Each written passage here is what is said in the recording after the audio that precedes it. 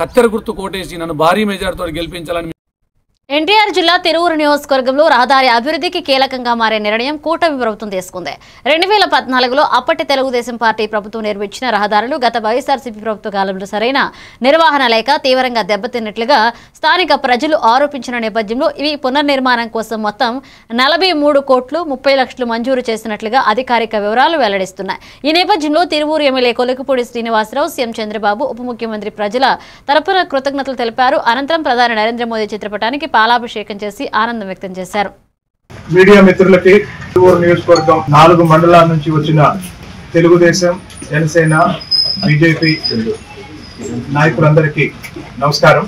కూటమి ప్రభుత్వం ఏర్పడి సంవత్సరంన్నర అవుతున్న సందర్భంగా యాదృచ్ఛికంగా గత కొద్ది రోజుల్లో తిరువూరు నియోజకవర్గంలో జగన్మోహన్ రెడ్డి 5 సంవత్సరాల పరిపాలనలో నిర్లక్ష్యానికి గురై విధ్వంసానికి గురైన రోడ్ల పునర్నిర్మాణానికి సంబంధించి, అలాగే అనేక కొత్త రోడ్లకు సంబంధించి గౌరవ ముఖ్యమంత్రి గారు, గౌరవ ఉప ముఖ్యమంత్రి గారు తిరువూరు నియోజకవర్గానికి గత కొద్ది రోజుల్లో వివిధ జీవోల ద్వారా 43 కోట్ల 30 లక్షల రూపాయలు కేటాయించడం జరిగింది.